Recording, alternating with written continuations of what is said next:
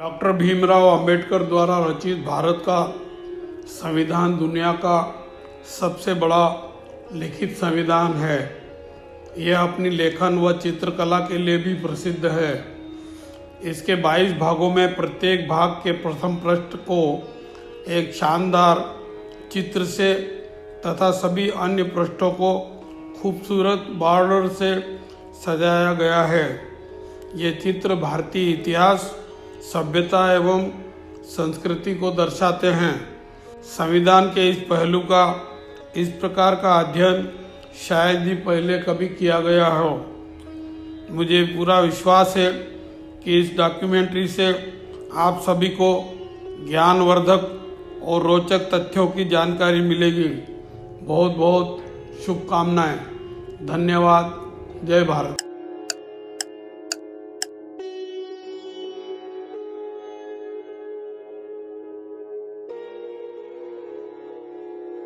भारतीय संविधान में चित्र व लेखन कला। भारत का संविधान दुनिया का सबसे बेहतरीन, लंबा व लिखित दस्तावेज है जो देश के लोकतांत्रिक ताने बाने की रीढ़ है। यह पूरे देश की विविधता को संरक्षण प्रदान करके एकता व सद्भाव को बढ़ावा देता है। हमारे संविधान निर्माताओं ने देश की अद्भुत विविधता से ओतप्रोत संस्कृति को संपूर्ण सम्मान देते हुए पुरातन काल से चले आ रहे जीवन मूल्यों को भी महत्व दिया है। प्रस्तावना संविधान की आत्मा है, जिसमें संप्रभुता, लोकतंत्र, न्याय, स्वतंत्रता, समानता व बंधुत्व आदि मूल्यों पर विशेष ध्यान दिया गया है। अपने इन्हीं मूल्यों के कारण भारत दुनिया का सबसे बड़ा जीता जागता लोकतंत्र है। इसकी विविधता, सामाजिक व सांस्कृतिक विरासत का सम्मान करते हुए भारतीय संविधान में प्राचीन काल से लेकर अब तक इतिहास को विभिन्न चरणों में चित्रों के माध्यम से दर्शाया गया है। ये चित्र प्रस्तावना से लेकर प्रत्येक भाग के प्रारंभ में बड़े शानदार तरीके से संजोए गए हैं। वैसे सभ्यताओं के इतिहास में चित्रों के माध्यम से संदेश देना कोई नई बात नहीं है, क्योंकि चित्र संदेश को प्रेषित करने का सरल व आकर्षक तरीका है। शायद यही कारण रहा होगा कि 26 नवंबर सन 1949 को पारित संविधान को हर तरह से अद्वितीय बनाने के लिए इसके चर्म पत्रों पर हस्तलेखन व सभी पृष्ठों को सजाने का भी निर्णय हुआ। इस निर्णय के साथ ही भारत की 4 से 5 हजार वर्ष पुरानी समृद्ध सांस्कृतिक परंपरा को दर्शाते चित्रों का भी चयन होने लगा। भारतीय संविधान की चित्रकला भारत की हजारों वर्ष पुरानी समृद्ध सांस्कृतिक परंपरा को दर्शाती है। इसमें आप देखेंगे कि सिंधु घाटी सभ्यता व अजंता की गुफाओं के भित्ति चित्रों से लेकर स्वतंत्रता संग्राम तक के चित्रों को बड़े ही शानदार ढंग से संजोया गया है। इन चित्रों के माध्यम से विभिन्न दृष्टांतों को प्रस्तुत करने के लिए शांति निकेतन के आचार्य नंदलाल बोस तथा उनके साथी कुशल कलाकारों के दल को यह कार्य सौंपा गया। उन्होंने भारत के गौरवशाली अतीत व वर्तमान को कला के माध्यम से संविधान के प्रत्येक भाग पर अंकित करने के लिए अपने सबसे कुशल शिष्य व्यवहार राम मनोहर सिन्हा पर भरोसा जताया। सचमुच हमारे संविधान में उकेरी गई कलाकृतियां हमारी सांस्कृतिक धरोहर का ही प्रदर्शन है। जितनी खूबसूरती से संविधान को सजाया गया, उतनी ही खूबसूरती से तब के प्रसिद्ध सुलेखक प्रेम बिहारी नारायण रायजादा ने इसका हस्तलेखन भी किया। आइए आपको दिखाते हैं संविधान के पृष्ठों पर की गई सुंदर चित्रकारी की कुछ महत्वपूर्ण विशेषताएं। प्रस्तावना यानी संविधान की आत्मा। यह मुख्य पृष्ठ पूरे संविधान में सबसे अधिक सजाया गया पृष्ठ है, जिसे जबलपुर में पैदा हुए भारतीय संस्कृति के राजदूत व्यवहार राम मनोहर सिन्हा द्वारा कड़ी मेहनत से गढ़ा गया। इस पृष्ठ के चारों कोनों पर एक बैल, हाथी, घोड़ा और शेर के चित्र के साथ सीमाओं को फूलों की भित्तियों से सजाया गया है। सफेद हाथी, बैल, घोड़ा और शेर चारों ही भगवान बुद्ध के जीवन से जुड़े हैं, जो उनके आत्मज्ञान की उपलब्धि के साधन के रूप में देखे जा सकते हैं। प्रतीकात्मक रूप से बैल कड़ी मेहनत और समर्पण, सर पर दौड़ता घोड़ा वर्षों के शोषण और लूट से मुक्ति, हाथी नए ताकतवर राष्ट्र व शेर देश के नागरिकों की बहादुरी और साम्राज्यवाद की जंजीरों के टूटने का प्रतीक है। संविधान के प्रथम भाग संघ और इसके राज्य में भारत की प्राचीन सिंधु घाटी सभ्यता के एक प्रमुख चिन्ह का चित्रण किया गया है, जो कि उस सभ्यता की एक मोहर है। जेबू बैल वाली ये मोहर उस समय की सभ्यता की शक्ति को दर्शाती है। इस भाग पर इसे दर्शाना एक शक्तिशाली देश के उदय का प्रतीक है। जेबू बैल एक शक्तिशाली जानवर होने के साथ साथ अत्यधिक उपयोगी, सरलता से उपलब्ध होने वाला व उच्च प्रतिरक्षा प्रणाली वाला जानवर है। संविधान लागू होने के साथ नव उदित भारत के लिए यह मोहर शक्ति, एकता, सद्भाव व समस्याओं के प्रति मजबूत प्रतिरक्षा प्रणाली का प्रतीक है।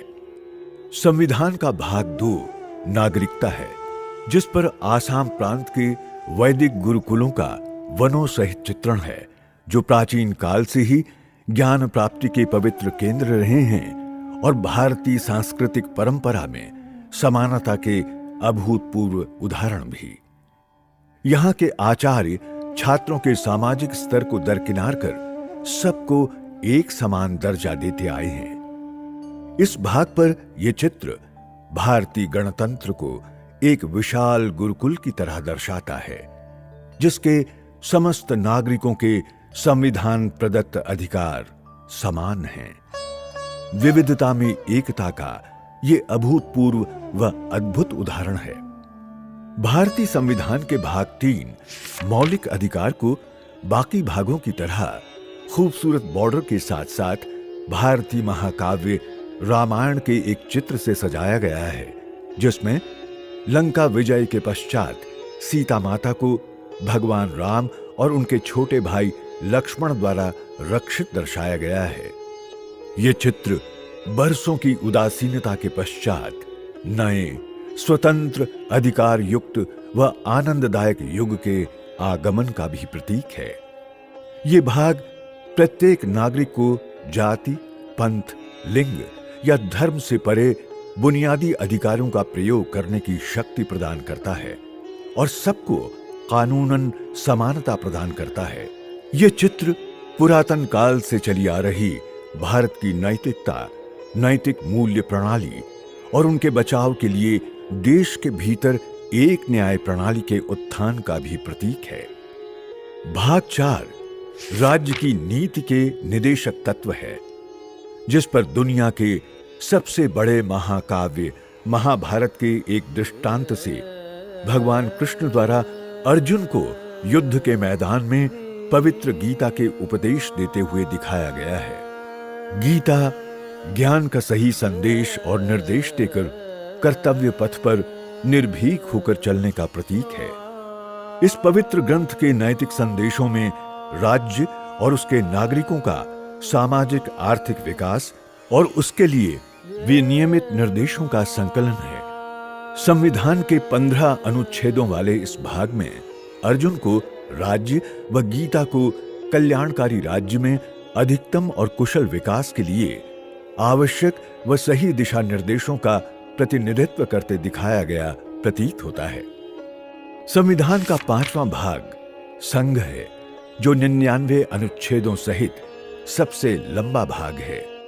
इस पर भगवान बुद्ध के जीवन की एक महत्वपूर्ण घटना ज्ञानोदय व उनके प्रथम संघ को ज्ञानोपदेश का चित्रण है।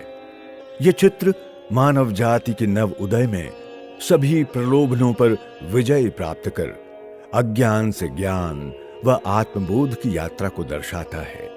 यह चित्र संघ, उसके दायित्व, उसमें निहित शक्तियों व लोगों की अपेक्षाओं का भी प्रतीक है, जो इस बात पर बल देता है कि सामूहिक भलाई के लिए संघ को सही शासन का अभ्यास करना चाहिए। छठा भाग राज्य, भाग क, भारतीय इतिहास और सांस्कृतिक परंपरा के एक और महत्वपूर्ण चित्र को प्रदर्शित करता है।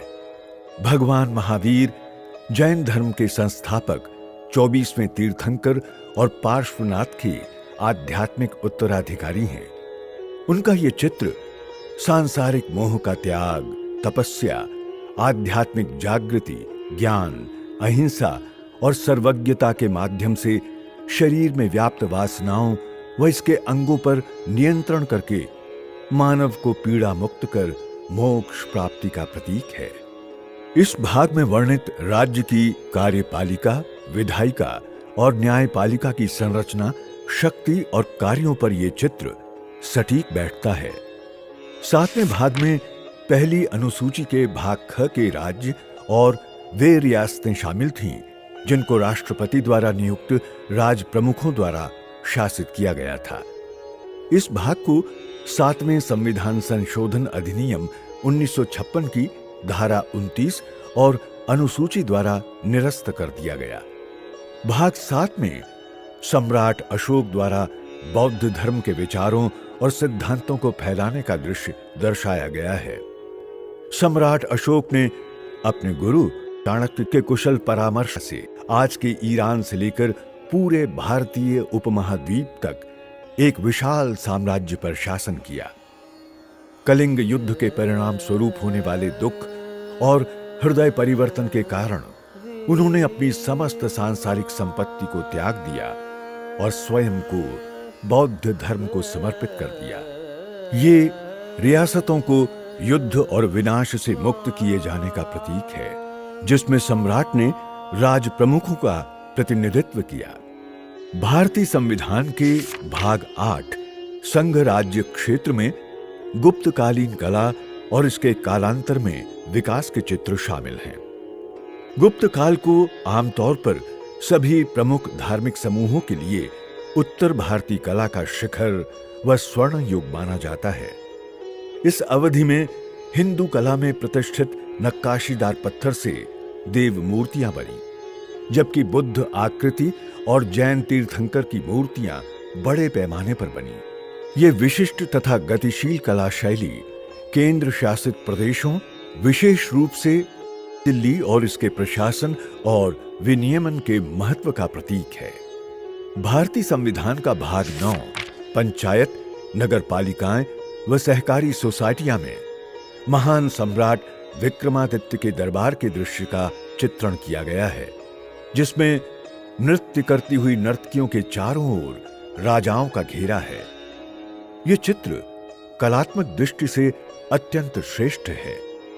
इसके साथ साथ हाथ में धनुष बाण लिए सीमाओं पर जटिल योद्धा की मोहर भी है। सम्राट विक्रमादित्य अपनी उदारता, साहस और विद्वानों के संरक्षण के लिए जाने जाते थे। यह चित्र उनके शासनकाल की अदालत की खुशहाल स्थिति को दर्शाता है। नवरत्न या 9 रत्न सम्राट के दरबार में 9 असाधारण विद्वानों का एक समूह था, जिसमें बुद्धिमानी भरे निर्णय लेने की अद्भुत क्षमता थी। विक्रमादित्य के शासनकाल में पंचायत और नगरपालिका को अति समृद्ध कर दिया गया था। इसलिए भाग 9 में यह चित्र राज्य, राजा, पंचायत, नगरपालिका व नगर निकाय की समृद्धि का प्रतीक है। भारतीय संविधान के भाग 10 में अनुसूचित और जनजातीय क्षेत्र है, जिस पर गुप्तकालीन नालंदा विश्वविद्यालय की मोहर चित्रित की गई है। मोहर पर देवनागरी लिपि में नालंदा विश्वविद्यालय लिखा हुआ है, जो दुनिया के सबसे प्राचीन विश्वविद्यालयों तथा श्रद्धेय बौद्ध मठ में से एक है। प्राचीन मगध राज्य में यह शिक्षा का एक प्रसिद्ध, प्रतिष्ठित व महत्वपूर्ण केंद्र था, जिसने भारत को एक महान शक्ति के रूप में उभारने के लिए अपना योगदान दिया। नालंदा विश्वविद्यालय जन कल्याण के लिए जाना जाता था, जिसमें दुनिया भर के छात्रों ने देश की सांस्कृतिक रूप से समृद्ध स्वदेशी जनजातियों को न केवल एकजुट किया, बल्कि उनके लिए कल्याणकारी योजनाएं भी बनाई। ये चित्र शिक्षा व कारगर योजना के माध्यम से सामाजिक आर्थिक रूप से पिछड़े लोगों के सशक्तिकरण का प्रतीक है। भाग 11 संघ और राज्यों के बीच संबंध है, जिसमें मध्यकालीन भारत के उड़ीसा राज्य की मूर्ति कला को जगह दी गई है। इस चित्र में दो पुरुषों को एक भारी सजावट वाले घोड़े के बगल में देखा जा सकता है, जिनमें से एक व्यक्ति घोड़े के पास एक तीर के साथ खड़ा है तथा दूसरा धनुष पकड़े हुए घोड़े के चरणों में दिखाया गया है। तीनों के चेहरे पर प्रशंसा के भाव हैं। यहां दोनों व्यक्ति राज्य और संघ के प्रतीक हैं तथा घोड़ा राष्ट्र का प्रतीक है।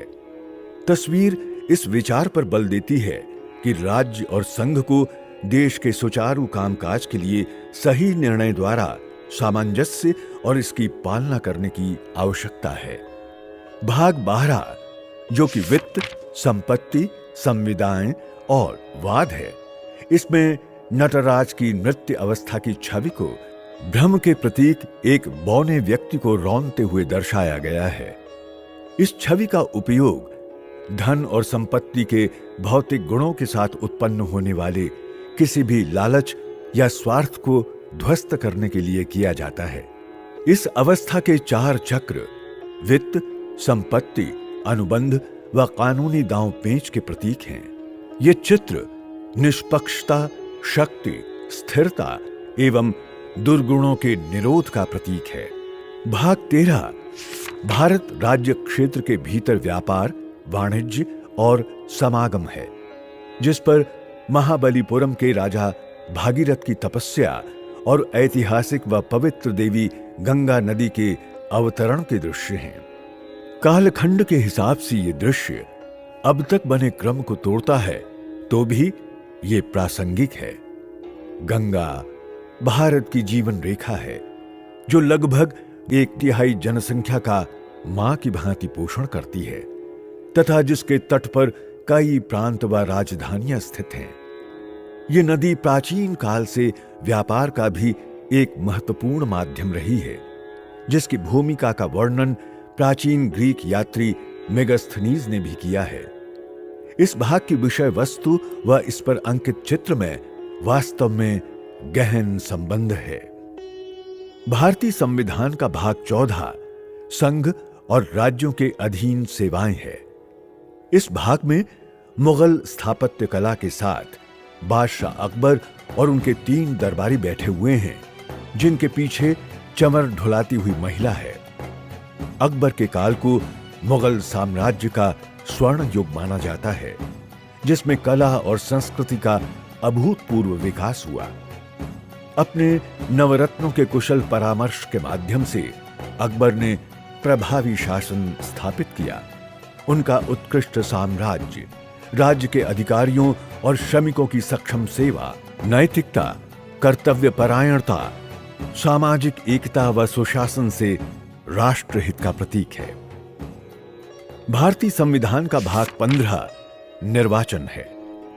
संविधान में पहली बार 2 अलग अलग चित्रों गुरु गोविंद सिंह और छत्रपति शिवाजी महाराज को जोड़कर एक चित्र बनाया गया है। इन योद्धाओं में देश के प्रति अत्यधिक समर्पण भाव था।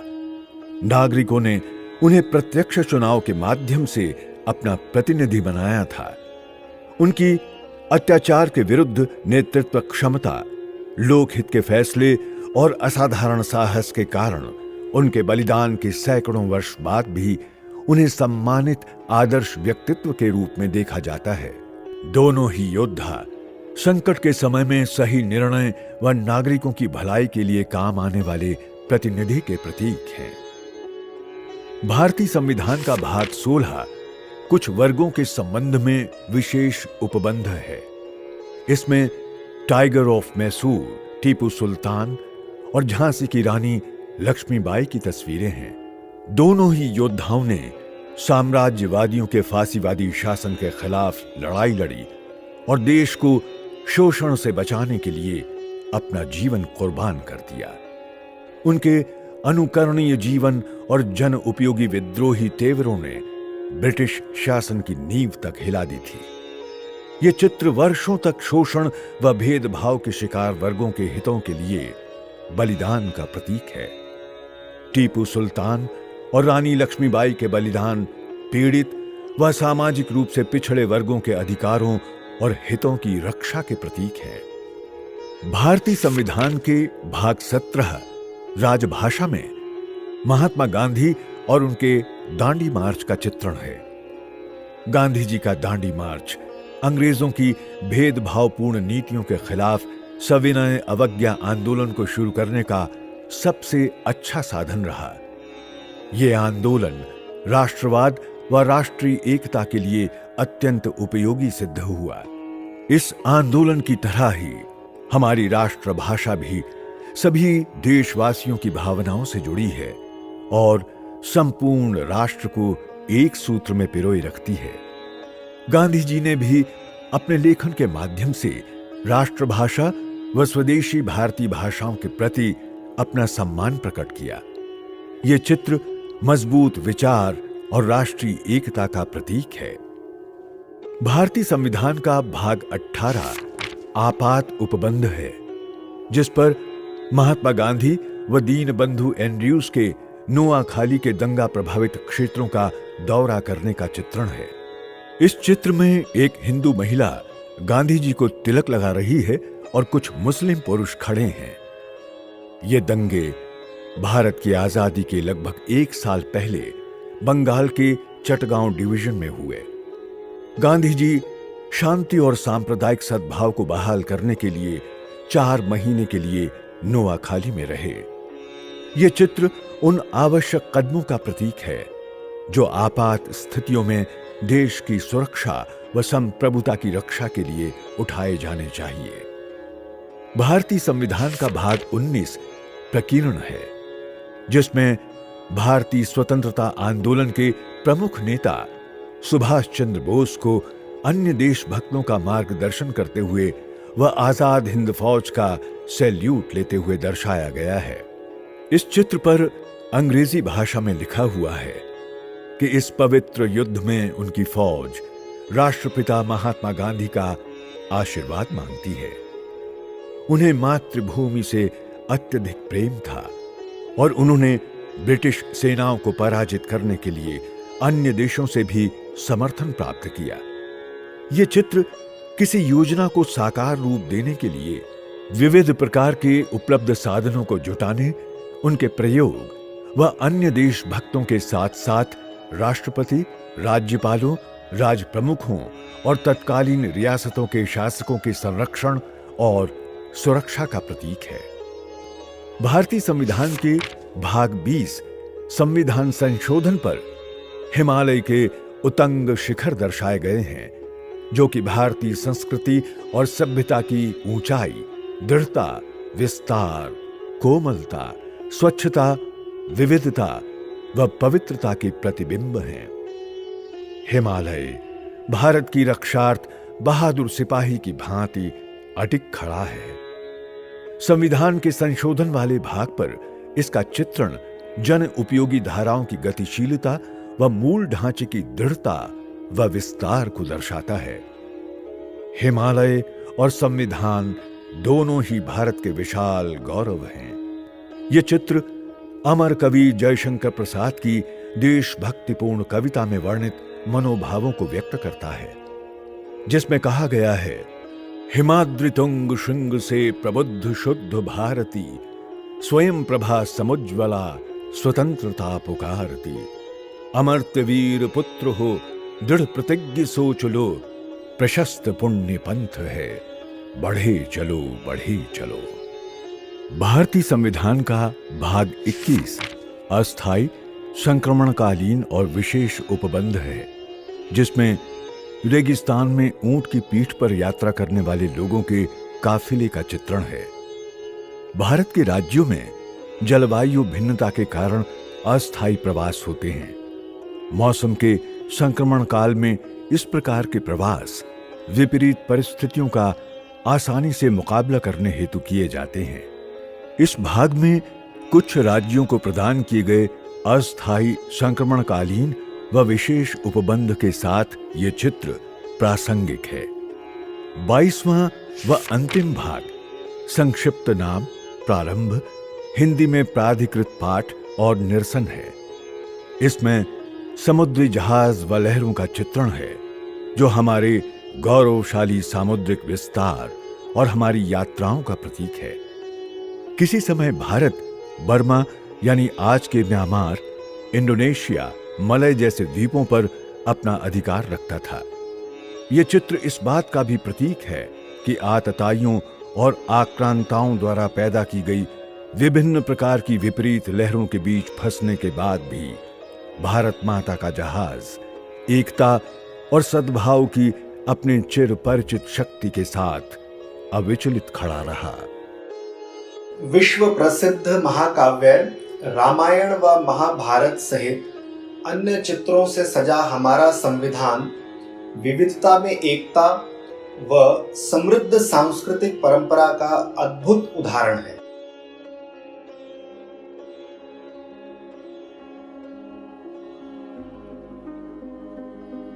शानदार चित्रों व खूबसूरत बॉर्डर के अलावा भारतीय संविधान की एक महत्वपूर्ण विशेषता यह भी है कि ये हस्तलिखित है तथा इसका सुलेख अपने आप में लेखन कला का बेहतरीन उदाहरण है। जब छपाई के लिए संविधान के अंतिम मसौदे को मंजूरी दी गई तो संविधान को बहती हुई इटैलिक शैली में लिखवाने का निर्णय भी हुआ।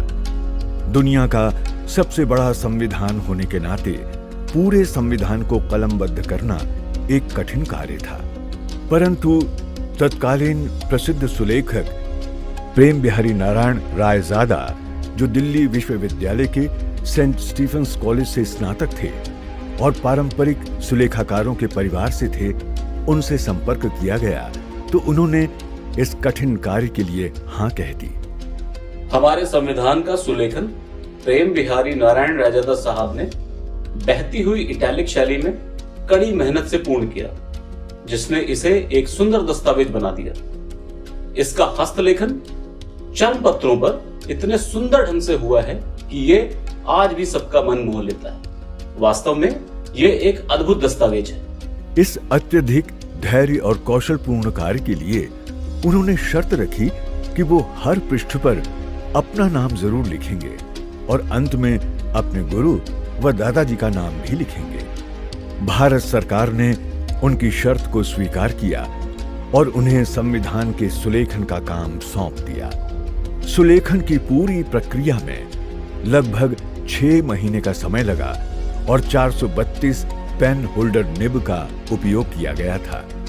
संविधान को खूबसूरती से लिखने के लिए उन्होंने 303 नंबर निब का उपयोग किया था। पूरे संविधान को बहती हुई इटैलिक शैली में लिखने के लिए रायजादा साहब ने 303 नंबर की 432 निब्स का प्रयोग किया। इसे रोगाणु प्रतिरोधी चर्म पत्रों पर लिखा गया, जो लगभग 1000 वर्ष तक खराब नहीं होते। संविधान लिखने के लिए उन्हें संविधान कक्ष में एक कमरा आवंटित किया गया था, जिसे बाद में संविधान क्लब के रूप में जाना जाने लगा। हस्तलिखित संविधान पर संविधान सभा के सदस्यों ने 24 जनवरी सन 1950 को हस्ताक्षर किए थे, जहां प्रथम हस्ताक्षर भारत के पहले राष्ट्रपति डॉक्टर राजेंद्र प्रसाद के, जबकि अंतिम फिरोज गांधी के थे। भारत का संविधान न केवल सबसे लंबा लिखित संविधान है, बल्कि ये चित्रकारी व लेखन कला का भी एक नायाब नमूना है। जितने खूबसूरत इसके प्रावधान हैं, उतने ही सुंदर इसकी विविधता, ऐतिहासिक धरोहर, कला व संस्कृति को प्रदर्शित करते चित्र व सुलेखन हैं। ऐसे अद्वितीय व जन कल्याणकारी संविधान पर हमें गर्व है।